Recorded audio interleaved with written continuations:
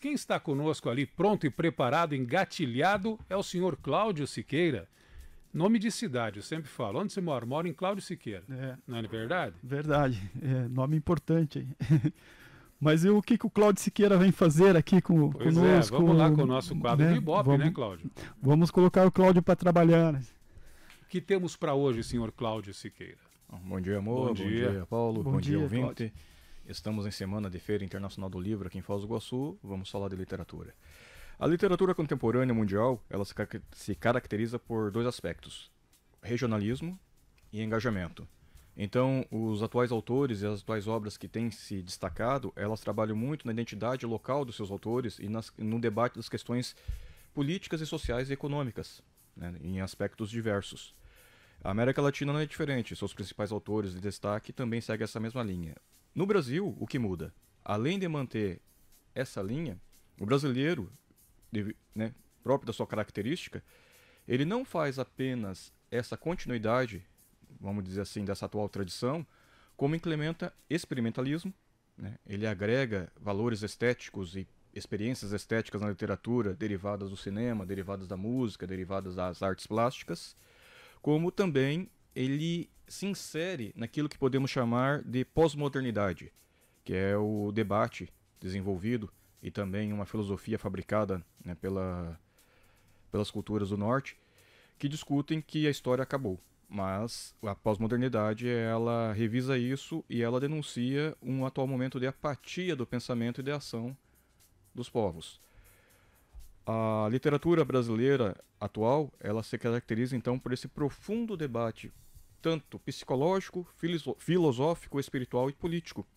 Então ele sai um pouco dessa roupagem, tanto regional como engajada, sem deixando de ser, mas fazendo uma dissolução dessas categorias. Enquanto a literatura mundial busca uma construção de forma direta ou indireta de uma consciência de classe, a literatura brasileira, ela não descarta isso, mas ela propõe uma dissolução dessa consciência para uma igualdade de pensamento dos seres humanos.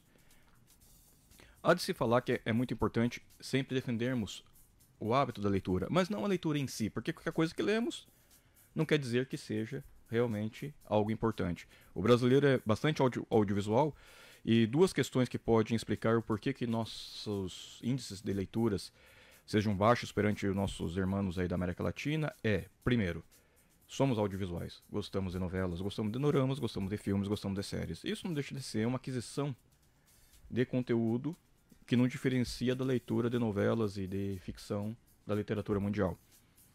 E outra, a não política de investimento na produção literária de pensadores, escritores e consumidores, leitores. Porque uma coisa é você estar na academia e ler livros teóricos científicos. Isso não é o que nós estamos debatendo. Outra coisa é a gente ter o mercado oferecer literatura para que as massas leiam, principalmente nossos jovens. A literatura, ela é muito importante porque nós nos unificamos com o pensamento geral de um conceito e de uma identidade, tanto de classe como de povo, de nação. E percebemos que aqui nós sofremos uma imposição colonial do norte, quando o nosso pensamento, estrutura léxica e estrutura de construção das frases, ela está pouco a pouco se adaptando à forma do inglês. Então nós não estamos apenas importando palavras, estamos redefinindo nosso raciocínio. É importante falar que as ciências e filosofia, elas se desenvolvem e, consequentemente, a linguagem se desenvolve junto com ela. Não é à toa que no alemão e no grego existem palavras diversas para um único conceito. Em grego mesmo, só o amor lhe ultrapassa 5 palavras distintas para definir aquilo. E o que fala do alemão? Né? Que o alemão, quando não tem a palavra, ele cria a palavra. Isso é um costume habitual. Nós já tivemos essa qualidade e que precisamos recuperar através do incentivo da leitura. Falando em Feira do Livro, o Brasil ele tem a maior Feira do Livro da América Latina, que é a Feira de São Paulo. Eu acho que da Argentina chega a ser a terceira depois do México. Foz do Iguaçu já teve uma grande Feira do Livro com um orçamento menor que está agora. E precisamos debatermos isso. O que acontece? Que o orçamento aumenta, a tecnicidade aumenta, né? Quando a Feira do Livro aqui foi grande e gloriosa, não havia uma empresa curadora, eram os livreiros e a comunidade que se uniam junto ao Conselho Popular de Cultura da época e organizavam tudo. Infelizmente, o atual conselho, ele na prática não existe. Precisamos, como foi falado antes da questão do orçamento, voltar a debater cultura. Nós temos uma política de cultura municipal focada no espetáculo. Então se cria esses espaços de identidade e de fomento do conhecimento e da cultura, e o que faz? Contrata-se artistas de fora. E assim é na Fartal, assim é todos os momentos. Por que não debater com a comunidade esse orçamento? Um modelo ideal de Feira do Livro, que já começou a ser debatida e foi abandonado esse debate pelo Conselho Municipal de Cultura Antigo, acho que o Paulo na época era o presidente, inclusive, eu era membro do conselho, e eu propus o esboço desse modelo, é que o orçamento da Feira do Livro ela seja destinado ao ano inteiro. Então, a feira seria o grande palco de apresentação, exposição à nossa comunidade trinacional, inclusive, né? Tem que ser algo atrativo para os nossos vizinhos paraguaios e argentinos, inclusive tendo, né, literatura trinacional fronteiriça em exposição, que seria o resultado, então, esse palco, de um trabalho do ano inteiro. Então, nas escolas e comunidades, deveria ser destinado recurso para não apenas formação de leitores, porque sim, precisamos de uma formação para saber ler, criticar e pensar o que lemos, como também fomentar autores e críticos.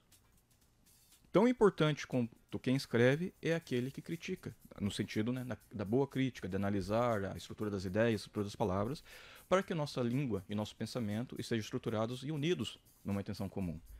Aproveito esse momento e entraremos agora em ano eleitoral o ano que vem, está sendo debatido esse orçamento que não foi discutido com a comunidade, em se pensar o fomento da cultura literária em Foz, que é uma potência. Eu estava pesquisando agora de manhã cedo, não temos poucos autores com prêmios estrangeiros, internacionais e locais, e não conhecemos eles.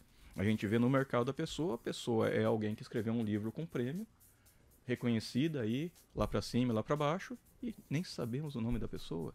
Começa por aí. E também ocupar os espaços para nós começarmos a produzir o que pensamos, né? Estruturar e tudo. Então, fica essa crítica, né? Essa sugestão de pensarmos um orçamento para a Feira do Livro que produza autores, escritores, críticos, leitores e que, na data que é destinada a essa semana, dessa exposição, ela seja esse grande palco, grande espetáculo para expor o que se produz, o que se pensa aqui. E que haja integração com nossos vizinhos, que se motivem, se inspirem, para que também haja um contexto de uma Feira do Livro Internacional nas 3 cidades. Obrigado e até a próxima.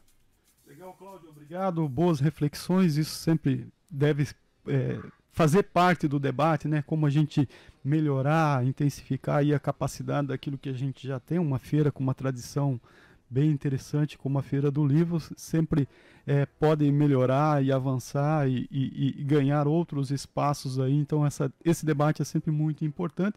Livro, leitura, literatura, economia do livro, isso sim está relacionado também ao desenvolvimento da nossa comunidade. Marco Zero, onde tudo começa.